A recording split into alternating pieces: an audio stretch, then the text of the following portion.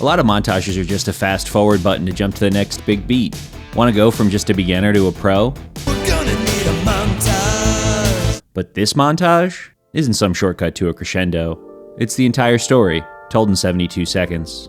I'm Gyozagodfather, and this week we're rewatching the Fireworks Festival Montage and seeing what's hidden in plain sight, the echoes of what's happened, the foreshadowing for what's next. It begins with Resa and Denji running along smiling. Outside the pool, we don't get any key moments where he looks happy to just be with her. Most of the time he's conflicted, trying to choose between the two women in his head.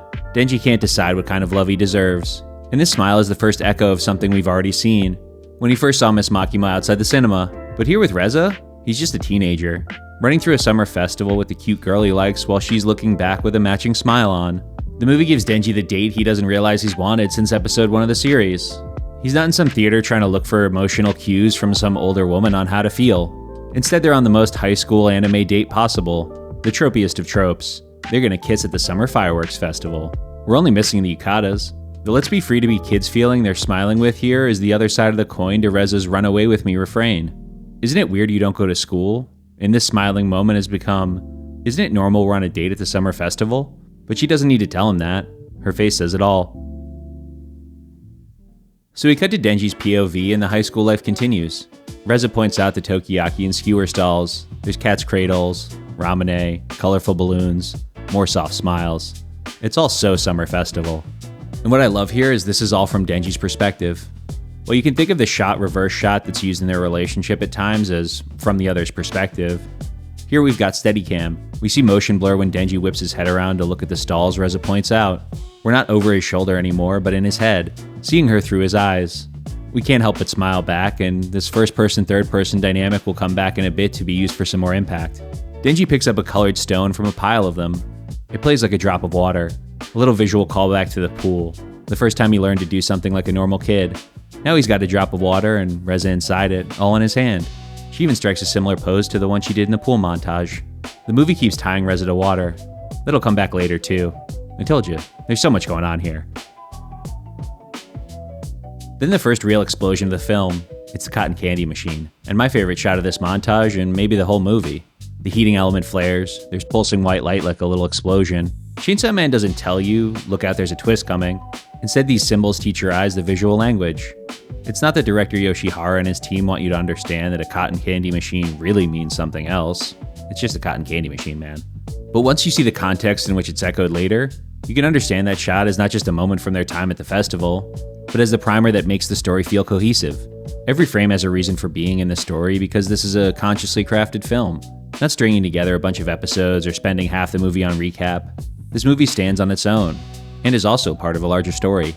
Then we see Resa take a piece of cotton candy and, foreshadowing a bomb she puts in Chainsaw Man's face later, playfully shoves it in Denji's now.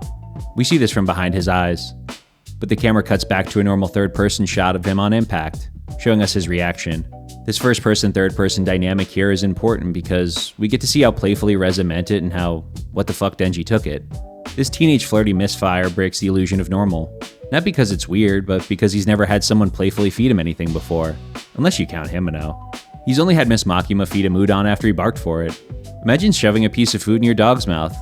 Sure, they'll eat it, but you're catching them off guard, and Denji's reaction is telling us that. Like, whoa, lady, what are you doing here?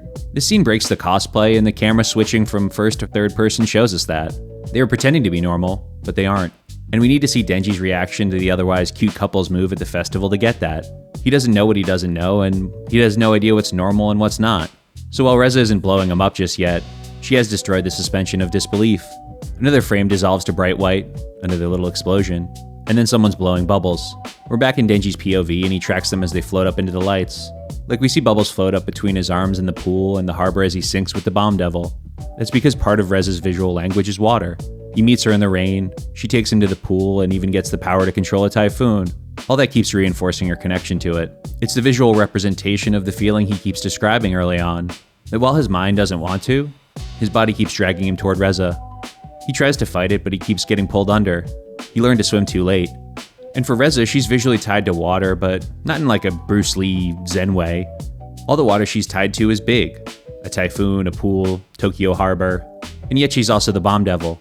The duality within all of Chainsaw Man and within the Resa arc is a whole nother video, but suffice to say for now, She loves Denji and has her mission. She has the bomb devil, the fiery side, and the water side. She's full of contradictions and lives with ambivalence. And we're seeing the water side being reinforced here. It's classic storytelling and works brilliantly. They're crouched down over the goldfish catching game, and she runs her finger in the water and looks up and smiles at Denji. He gives her the same look he's had for most of the movie, the one where he can't quite break a smile back. But she's undeterred. We cut to them running again, only this time Reza's pulling him along. We haven't seen Denji smile since the cotton candy incident. He's back to feeling conflicted. He's hung out with Resa for 9 straight days, and that's why I take his look here to be a realization after they just pretended to be normal. They just met and they don't really know each other. He doesn't go to school, hunts devils. She works in a cafe, likes flowers. But neither can let the other dig any deeper. Why do you work in a cafe? As a cover for the mission I'm on to kill you and take your chainsaw heart. Why do you like your job as a devil hunter so much? I have a crush on my boss and she might like me back. We even went on a date before this. I think Denji's got a million thoughts running through his mind. Why did she shove the cotton candy in my mouth? Is that something couples do? Why does she like me? Who is she really and where did she come from? We see him have this kind of neutral look on his face, and I think that's why he has it through most of the movie and why it's back again and then cuts to a moment of realization. All these questions start to pile up for him that lead him to realize that he doesn't really know who she is at all, and he still likes her all the same. But there's also Miss Makima, and all that makes his brain hurt because he's got the mental horsepower of a go-kart. But he does have the emotional intelligence to make up for it, and that's why we see him feeling all of this. And what's more is that she's been prying at him to open up the whole time about why he doesn't go to school. Well, she hasn't offered up anything. Who's she to say he needs more than 3 hots and a flop to be happy? I think Denji can sense all this tension that's rising with all these questions. They've been together for almost 2 weeks and it hasn't been broached yet. The big question, so what are we? He can tell something like that is coming. This is why we see Denji go from that stone-faced look he's had this whole time with Resa to one of realization at the end of the montage. And then we cut to black. Because like South Park said, always fade out in a montage.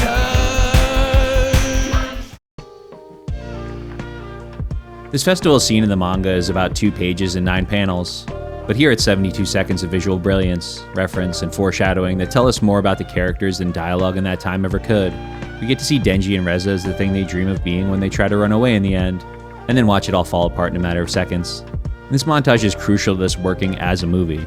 And those are all the reasons why I love this and more. Not just because it's recontextualizing what you've already seen and uses shifting cameras to tell the emotional story of what's happening, but because it's just so beautiful to watch again and again.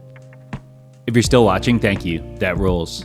If you like this, then check out my YouTube and Patreon memberships, where you'll get early access to new videos, additional content every month, and just support the channel. And don't forget to subscribe and like so you can catch next week's video. And lastly, shout out to the folks supporting me already on Patreon. You guys rule. Peace.